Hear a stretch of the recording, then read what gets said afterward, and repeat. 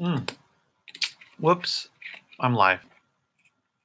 So let's get my light situation set up here. I should have done that beforehand, huh? So, long-term storage fees. Today is August 8th, 2018. I'm sure you already know that.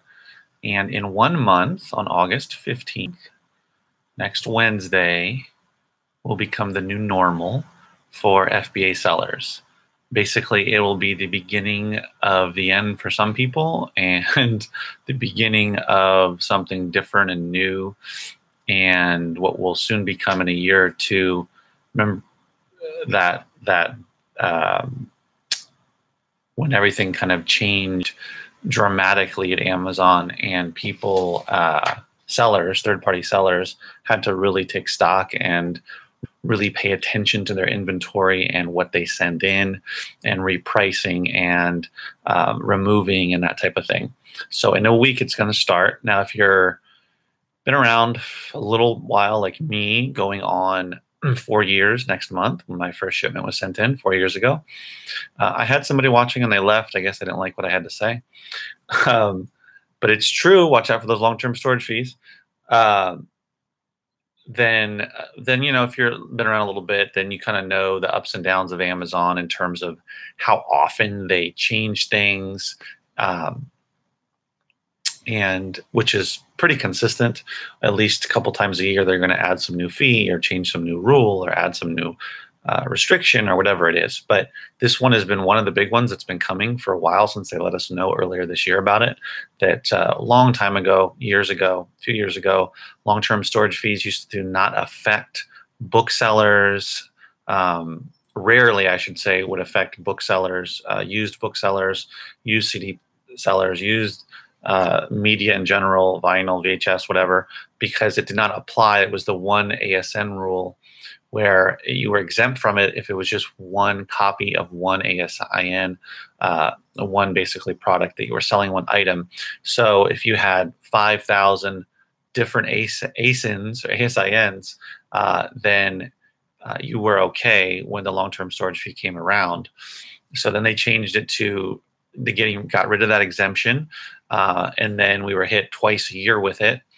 And now they've changed it starting next week. In a week, 7 days from now, they're changing it to monthly. So the 6-month long-term storage fee and the 12-month long-term storage fee will take effect starting in a week. So that's why I named this I was going to say this book, this video, Beware, because those FBA long-term storage fees have teeth, and they definitely do.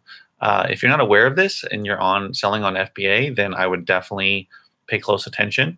Hopefully, if you've been selling for, I don't know, at least the last 6 months or so, you're aware of this, and you know that in a week, well, if you've been selling for less than 6 months, it won't matter. But every month, though, you have to pay attention, because then in September, then October, et cetera, every month it will come again, those monthly long-term storage fees. So if your item does not get hit with a 6-month this next week, perhaps it's only been there 4 or 5 months, then in another month or two, it potentially could, if it doesn't sell within that time frame. So basically, this is a pretty simple, right? The long-term storage fees are coming. They're potentially hefty if it's a 12-month. 6-month, not necessarily. I looked at my inventory, and if you've been watching me for a while, I don't have a big inventory. I have about 1,000, close to 1,100, around that 1,000, like, I don't know, 50 or something. For FBA, I have also some merchant fulfilled, but that doesn't count.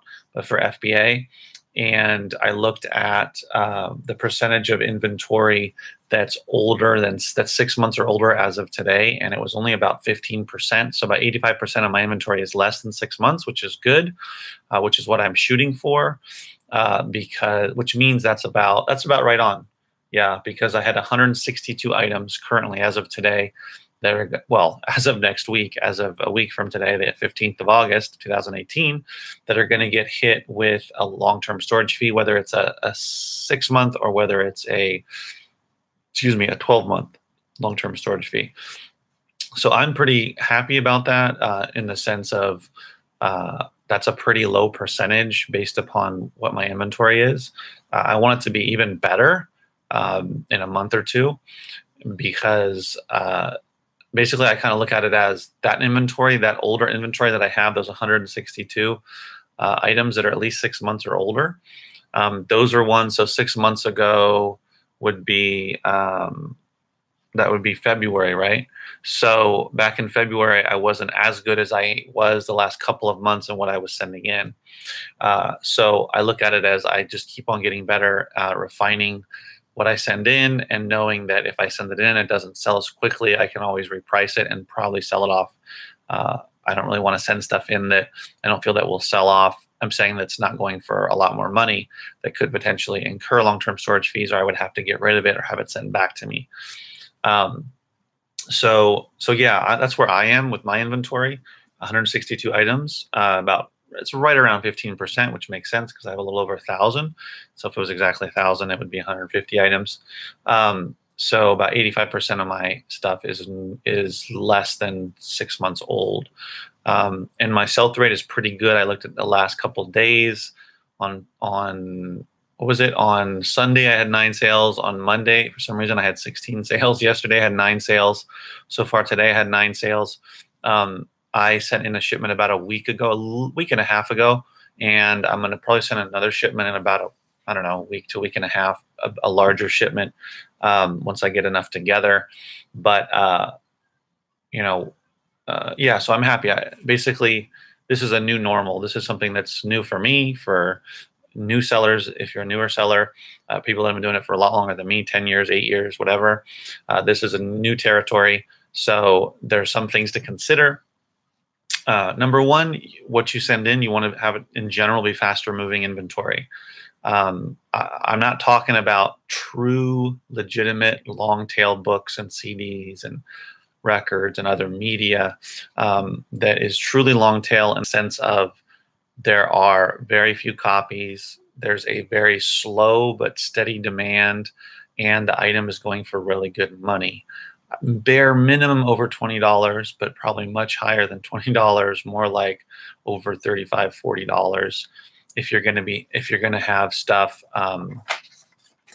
that's potentially going to get hit with a 6 to 12 month storage fee. Remember, it's monthly, so if it's there in a week, then it's going to get hit with that monthly storage fee every single month going forward until that item sells. It's not just 1 month, clearly, because it's monthly. So excluding true long-term, long-tail items, be they books or other media, what I'm doing, you don't have to do it, but what I'm doing because of this new environment is I'm focusing more on stuff I feel confident based upon competition, based upon pricing, where I price it, sales rank history, rolling sales rank, that kind of thing. That's something that I can sell within. I mean, I like to sell all my stuff immediately, but of course, within a couple of weeks, within a few months, if it's something always happens, right, where a certain percentage, it looks like it's going to sell, but for some reason, someone comes in and tanks the price, brings down all the other FBA offers, or the demand isn't quite as there as it was before, things happen, then I'll just have to reprice. I'll have to adjust, and I'm only really focused on those long-term storage fees. The monthly ones, I'm not so worried about. Those are so inexpensive, but definitely want to reprice if it's not going well. So you have 2 options, right? What I did in the beginning of July, is I repriced all my older stuff and I sold off a good amount of it. I don't actually know what percentage of it, but I sold off some of it. And then I repriced again at the end of July. And now a week before this long-term storage fees kick in, I'm going to reprice again. I only have, again, 162 items, so it's not a lot, but I can reprice more than that. But and no, I do not use a repricer. I do it manually within Seller Central. So I'll reprice again with a week to go. There's certain ones that I already know that it's not even worth it, that I'm just going to have to get rid of. So I'll go check again, I believe it's the end of the 15th, the midnight on the 15th is when the long-term storage fees hit. So they have to be either sold, or they have to have a removal order has to be in before then. So I will do that before, probably a day or two before, just to give like almost a week of some of this repricing. Hopefully a few of them will sell off. I know a lot won't, but that's okay. So I'll do a removal. So with the quick math, even if I remove, and I don't think I'll remove all 162, because there are some that are worth, that I feel that are going to sell for enough profit, so I could at least incur a month or two of long-term storage fees. But even if I were to remove all 162 and have Amazon, destroy them or take possession of them, it would only be, well, I can't see it, but it would only be $24, which isn't bad. So again, I'll probably try to sell some of them off with repricing. Even out of the 162, if I can sell off, 10 or so, and then keep a small percentage that are going for decent money that I feel will sell, either because of back to school, or I just feel that there's enough demand there, there's a high enough price to warrant even a couple months of long-term storage fees. Depending though, because I have some that would get hit with the 50 cents because it's over a year. So not that many, but nonetheless, it all depends, because you can actually look within Seller Central and see which ones are going to get hit with long-term storage fees and what the estimate is for those. So yeah, reprice if you haven't already done that. Hopefully you have, and then you got to remove unless you feel that there's enough money in those. Let's see. What do you consider a good sell-through rate? That's great, Terry. Terry only has 19 items due for long-term storage fee, so he's really on top of it. I highly recommend being on top of it like that. What do you consider a good sell-through rate? Well, I think of monthly for me. So when I first started back, I didn't send very much stuff in 2014, but like 2015, and my sell-through rate was really bad. Monthly was like 5 to 8%. But then I had to go up to like 10%. But now I have about monthly, I have about, let's say, close to 30%, 25 to 30%. And again, I sent in a bunch of books, but I'm still probably mostly CDs, but still hundreds of books as well. But I'll be sending in more CDs soon, in a few weeks. But yeah, so my monthly sell-through rate is, what I'm happy with is about, I'm happy with 20%, but I've been really happy with doing 25 to 30%. So, because what was it? I'd have to check how many I sold in July, but in June I did 300 sales. And again, I was just over 1,000 in my inventory. So that was around 30%, maybe a little bit less, but I was pretty happy with that. Again, for books, for media stuff, it's different.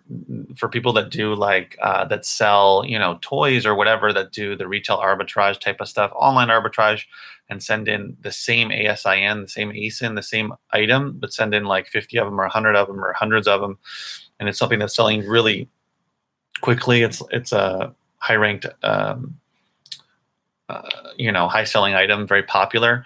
That's different. Their sell-through rate tends to be a lot better. But for media, that type of stuff, if you can get 20%, that's pretty good. If you have 1,000 items selling 200 a month, and repricing and making sure that you're getting better though about what to send in, so that you don't get hit with those long-term storage fees, unless it's really a long tail, higher priced item.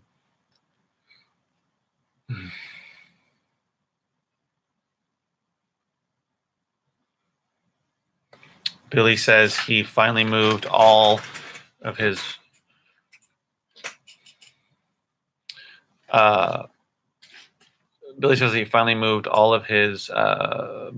books to merchant fulfilled, long-term storage fees. He had to destroy 700 books. Yeah, if it's working for you, great, right? Whatever works for you. If you have the space and you're selling enough, then that's great. I agree. Terry says I value average sale price much more than sell-through rate. Sure.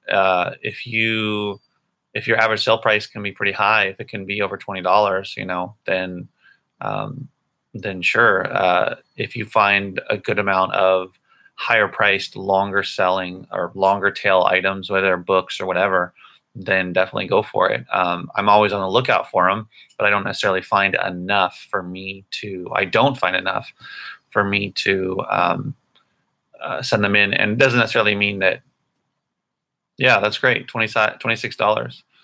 But my guess is, Terry, that you're looking for those higher priced books versus the lower. I mean, the higher ASP, higher profit books over ones that are selling for like 12 or 13 bucks. You'd rather find the one selling for 26, 30, $35, and everybody would. But in my experience, and it depends on where you live, it depends on how good you are at finding sources, how persistent you are, that type of stuff, then yeah, for sure, you can definitely probably anywhere find more valuable books if you're really, really consistent and persistent about it. And maybe some luck here and there as well, talking to people, talking to thrift stores, talking to whoever you can about it. If you have a business card, whatever it may be, people go about it different ways. But for sure, I would love to have a high sell-through rate and a high average sale price, or ASP. But so doing bulk for me, I can't turn down those lower priced, quicker selling, lower profit, quicker selling items. I find higher priced ones too, but between the two, my average sale price comes down a bit.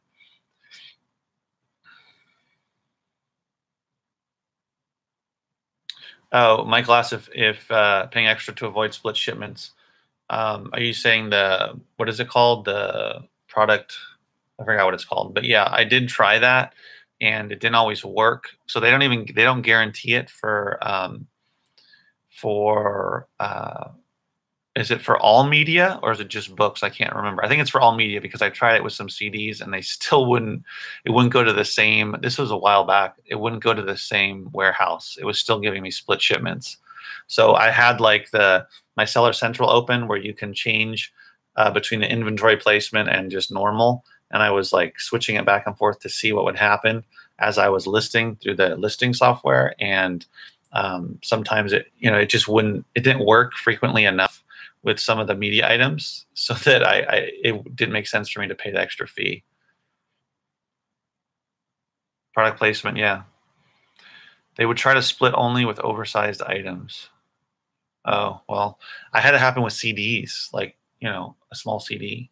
So it didn't work. I believe I tried it with multiple products and I was having too many issues with it, as in it just wasn't working. I was still getting split shipments. So it didn't seem, clearly it didn't seem to be worth it. It's been a little while though. I mean, it might be worth trying it again, but I definitely understand. I can't remember isn't it like 30 cents or 40 cents?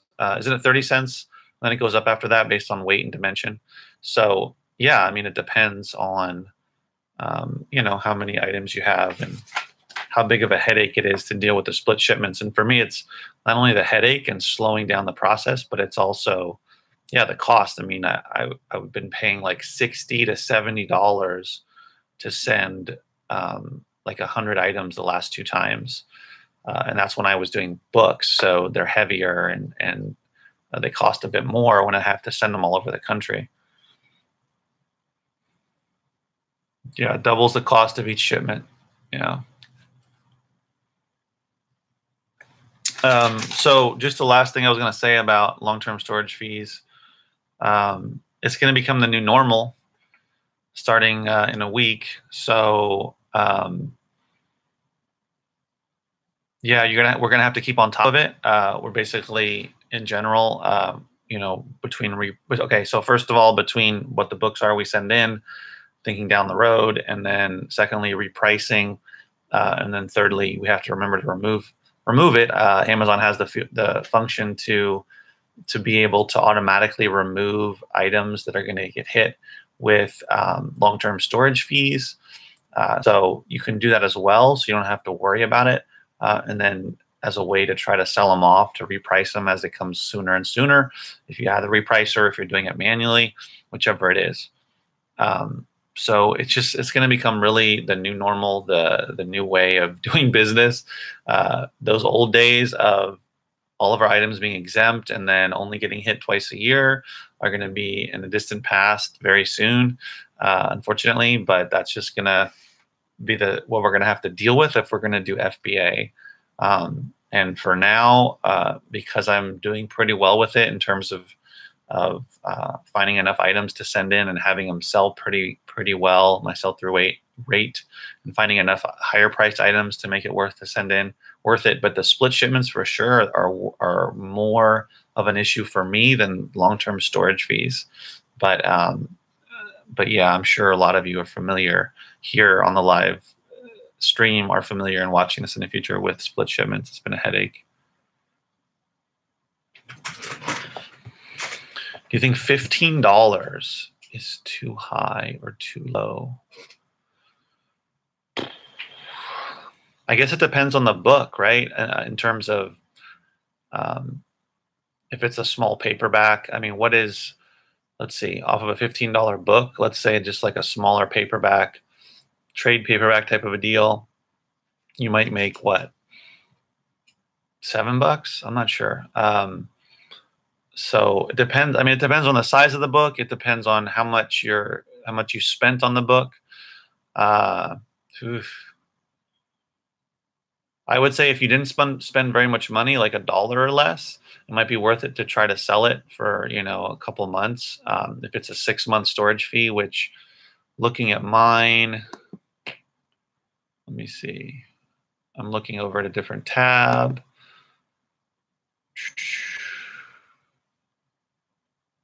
One second.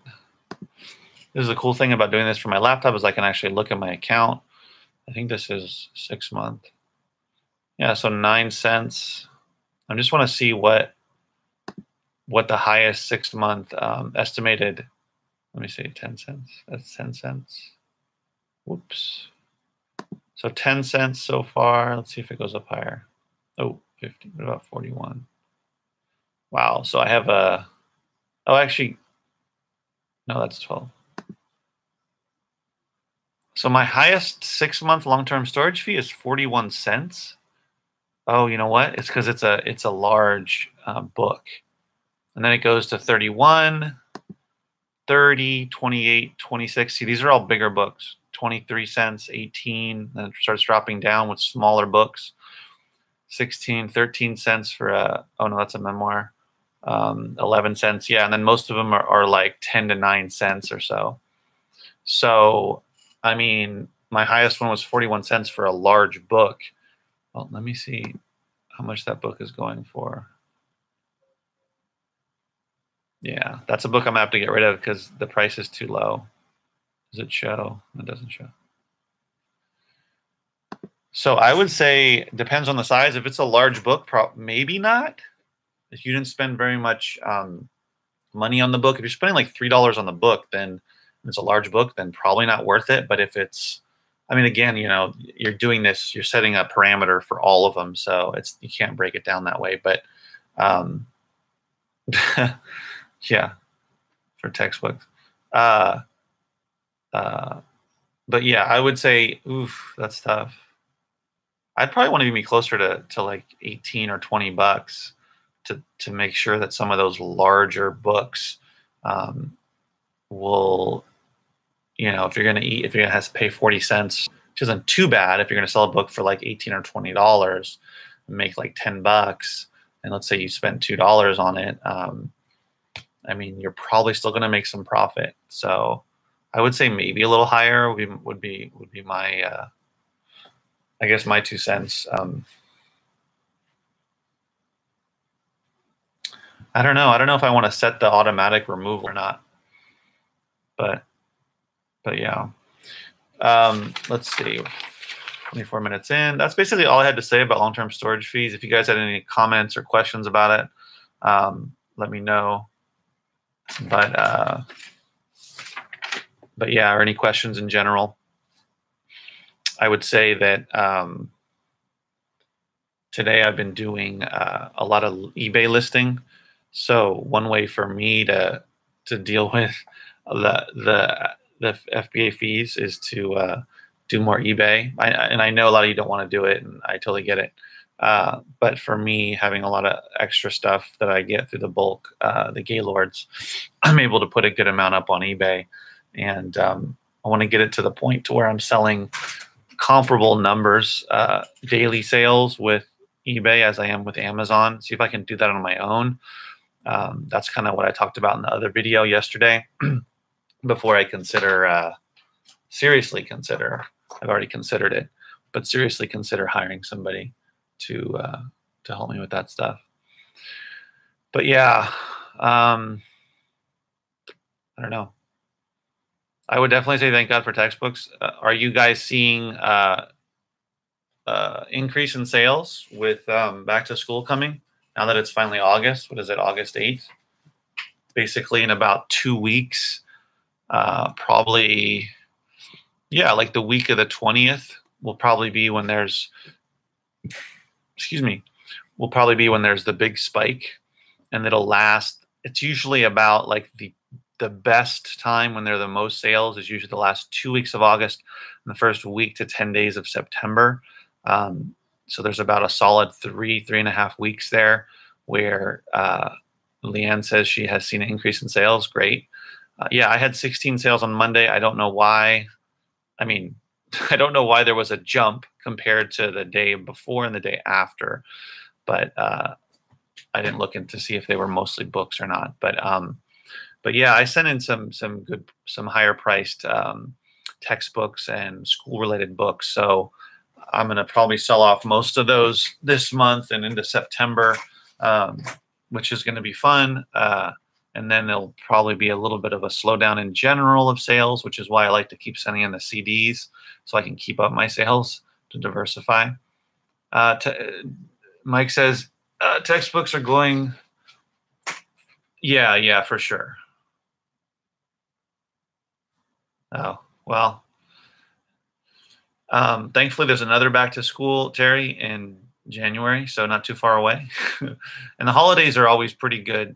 The holidays are definitely very good, December in particular, for everything, but even for books. Clearly not necessarily school-related books, but just books in general. People just buy. They buy a lot. So in August right now, I would say start preparing for that. Start, sending in a lot of stuff, because even if it doesn't sell, a lot of it should sell during the holidays, assuming it's good stuff. Yeah, 6K last January, definitely. So, I mean, it's twice a year. There's a little bump in like April or so, but people are on the quarter system, but definitely, August, September, and then January into February are the best times for back to school. And if you focus on that, I don't focus on it, but I just send stuff in that I find, and I do find a decent amount for that. But if you focus on it, which a lot of people do, you can make a lot of money, buying books for pretty inexpensive, and depending on where you're getting them from, of course. If you're spending more money on them, and then there's less profit, but nonetheless. Yeah, so this is a good time if you're a bookseller, especially if you're sending in some textbooks and school-related books. It's definitely a good time of year. Kind of Christmas comes early, and then if you diversify within books, which is what I highly recommend, the holidays will be really good as well. I mean, I've done super well over the past few years, very well over the past few years in December. Even before I got heavy into CDs. Once I got heavy into CDs, then I saw even a better sales, but I understand not everybody can do CDs, but I highly recommend diversifying within books. You send in what's profitable, what's going to sell, and you should do pretty well in December as well. Yeah, there's higher storage fees, October, November, December. Yeah, Amazon just loves to throw the fees at us. And October especially is, in general, well, for books, I noticed October is slower. CDs kind of hum along all year. People buy books all year, but in general, when you go from like September into October is a little bit slower. People are starting to think about, after October begins, starting to think about the holidays, think about Halloween and Thanksgiving, Christmas, and so there's definitely people buying stuff, but not nearly as much. Terry says he's looking more into VHS tapes. He found 3 in the last week, all going for around $35 to $40. That's awesome. There was a guy, maybe you know about it, Terry. Whoops, the chat disappeared. Maybe you know about it. I don't know his name, but he's one of the, like reseller guys that has a website and a newsletter and all that stuff. And he created like an ebook about, I think he called it something like the most, the most sought after 1,000 VHS titles in history or something, whatever. It was something like 1,000 VHS titles that if you know what they are, these are the ones that will make you the most money, that type of thing.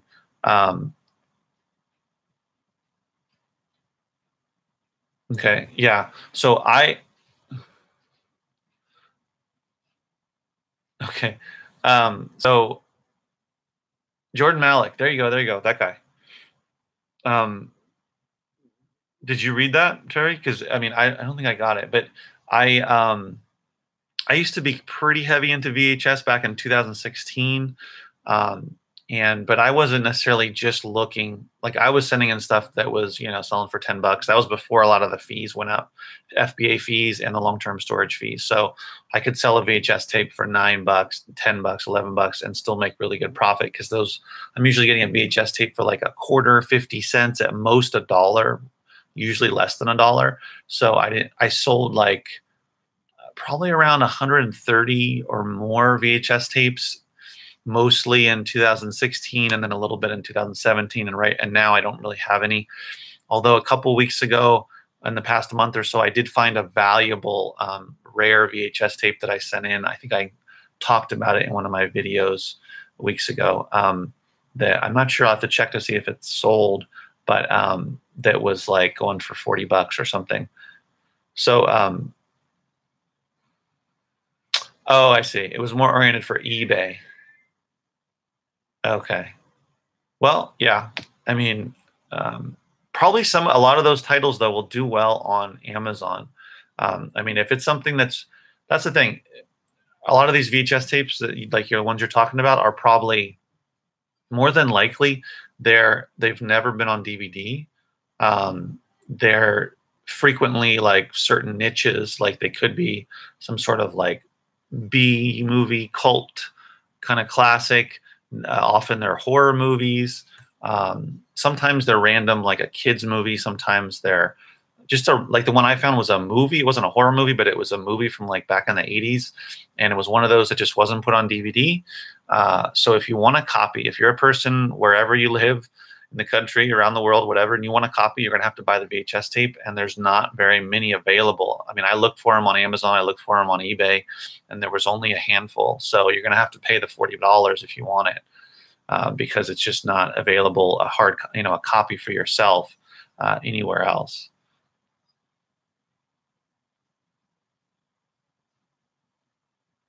Oh, right. And so how do you test a VHS? Well, I have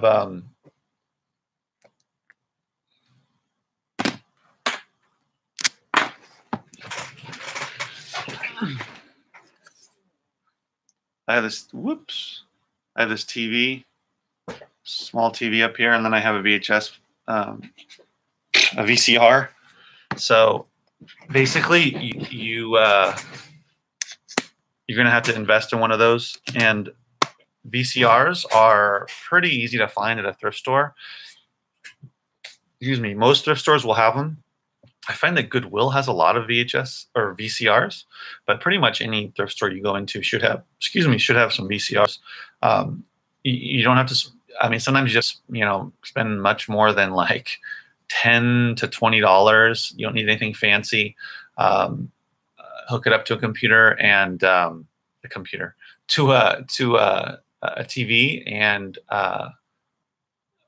it's pretty simple. I mean, I just test them. Basically, I mean, I don't watch an entire movie, so there's a bit of a risk there. I mean, if you're going to sit through like a 2-hour movie or program or whatever, that's probably not going to be worth it. But I usually, sometimes they're not rewound, so I just play it wherever it is, I rewind it, and then I try it again from the beginning to see if there's anything wrong. I haven't had any problems, so that's basically what I do, and then I'll yeah, that's about it. Yeah, well, yeah. Peter Valley, yeah, has sold tons of VHS. Yeah, he never tested a single one, never had a complaint. Yeah, I mean, for the higher value ones, I'm probably going to test at least the beginning of it. Unless, like I said, it's not rewound, I can just play it wherever it is. Chances are they're going to be okay. I haven't had a problem either. Well, maybe I had one that someone said didn't play, if I can remember correctly, a few years ago. But aside from that, I don't think I had any issues. Clearly, you know, the tape should not be coming out cut up or the case broken up or, you know, cracked or whatever. You should avoid all of that stuff. But I mean, I could make a whole video about VHS tapes because I think that they're fun. That's the reason why I got into books, because I love books. I'm a reader.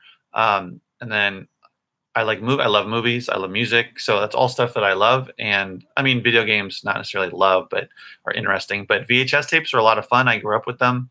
So it was kind of fun to see what was out there and find what was valuable. So I think VHS tapes can be a lot of fun as well.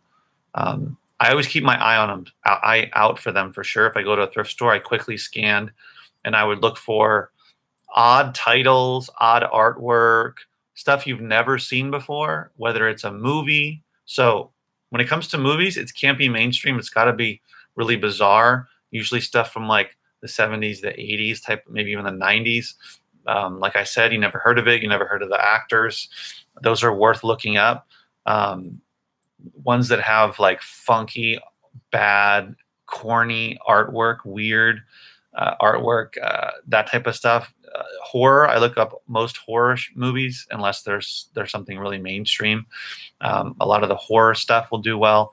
And then you want to look up some kids programming, and there's some old workout tapes. There was some kid VHS tape that I sold for good money, Gymboree. It was like the original Gymboree tape or something, and I sold that for some good money. I can't remember how much, 30, 40 bucks, something like that. And then some old like workout tapes. Jane Fonda, not necessarily. What's the other guy's name? Can't remember his name. Richard Simmons, but other stuff like more less known type of stuff. Okay.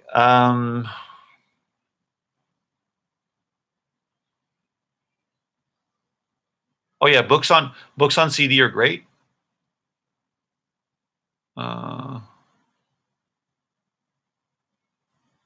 Books on CD are great. I have found some really good audiobooks for good money. I also do lots of those. I mean, I put them in eBay lots as well, which it's kind of hit or miss, but fiction does better than nonfiction. But audiobooks are great as well.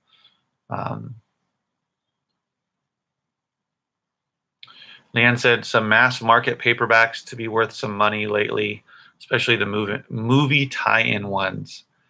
I'll have to keep my eye out. I haven't seen any or found any that were worth money.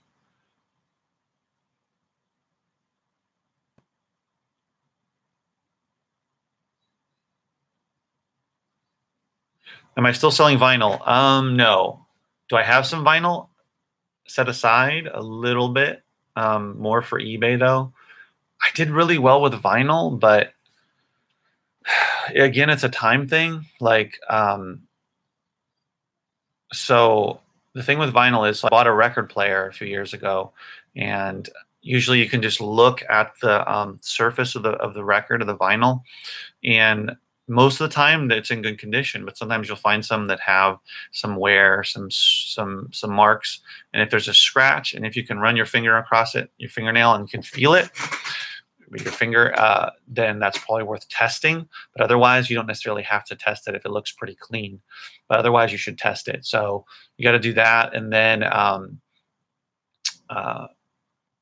mean, was I taking pictures? I guess you don't, for Amazon, you don't have to take pictures, more for eBay. But they're big, and you can send them in a box into Amazon, and that's not that big of a deal. But you know, you have to buy. I have these clear little not bags, but they're like transparent, you know, little bags or whatever, and you put the suffocation seal on it. I also bought the new inner sleeves, so it's not necessarily that much more involved, but it kind of is. So the prep is a little bit more involved, but if you're considering vinyl and you can sell vinyl on Amazon, I would recommend it, because the majority of the records that I sent in sold for over $20. And that was like 2016 for Christmas. I sold most of them. I didn't have very many left after that. I don't think I have any left now. So yeah, I have not been selling vinyl because I've gotten into CDs and bulk and that type of thing. But probably if you only did vinyl for Amazon, you would do really well, because there's not that much competition compared to books, because anybody can get into the book category. But if you're able to sell music category and you have access to vinyl, or you know a little bit about it, then I would recommend it for sure, because there's some higher price stuff out there. And Discogs.com, Discogs.com is a really good resource for music in general, in general, but for reselling, whether it's CDs or vinyl. You can see what it's selling for there, and find out more information about certain vinyl.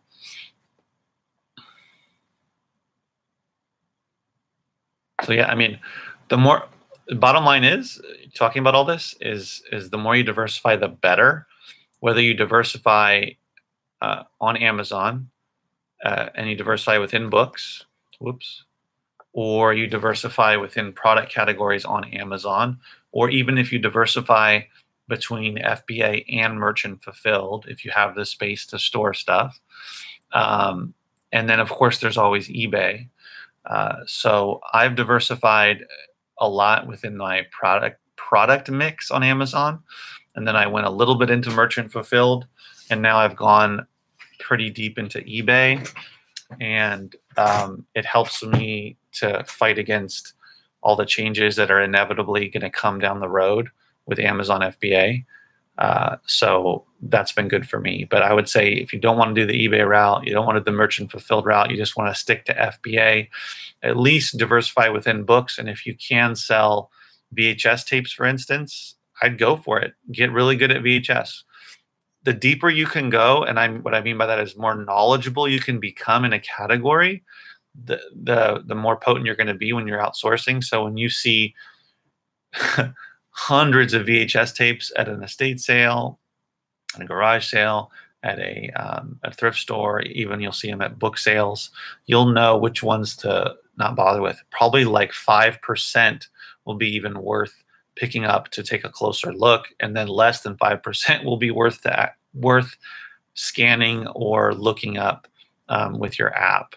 But if you know what those 5% are, it'll make you so much quicker, so much better about it, or more efficient with it, and then will make you more money because you'll know which are the gems. Sometimes, I mean, like example, that one that I found at the thrift store was that one valuable VHS tape out of probably 100 or so. There very well may have been another valuable one, and I just didn't see it. But I didn't notice anything else that seemed valuable. Found a board game today going for about $55, but it was restricted. Yeah, good old Amazon.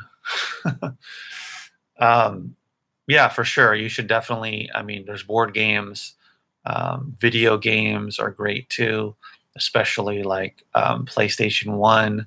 There's a lot of those older PlayStation 1 games that can go for really good money, and some other ones too, like Xbox. It could be some of the Sega stuff. Could be even Wii. There's certain Wii titles that go for good money. So I would be on the lookout when you go to a thrift store or wherever. Aside from the books, I would look at VHS real quick. Get good at that. Get good at looking at video games. Not the sports video games. Those are usually the Maddens and NBA and that type of stuff. Don't bother with that. But other more rare, unique type of titles. The older, the better. Of course, if you're going to find like Super Nintendo or Nintendo 64 or what's that? The old ones. Those can be good as well. But that's going to be harder to find because a lot of people are looking for that stuff to resell and to buy. So yeah, so do you guys have any more questions? If you don't, I'm going to end the video. I'll make another one tomorrow, come up with a topic.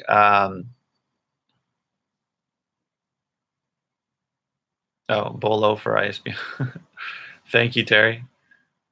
Oh, thank you for Leanne for joining. I'm gonna head out now. Well, yeah, but I'm probably gonna list some more on eBay. But thanks for tuning in, guys. And and if you're not, whether you're watching live, which you're probably already subscribed, but if you're not subscribed, please subscribe. And if you're watching in the future, please subscribe. I really appreciate it. And I'm thinking about doing a video around 4 o'clock.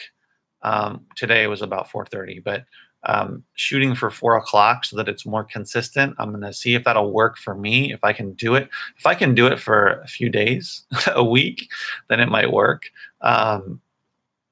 So anyway, I'm gonna shoot for that, but I think that'll be a better way if I do it at a certain time. Won't always be able to do it, but I'll let you know if I can't.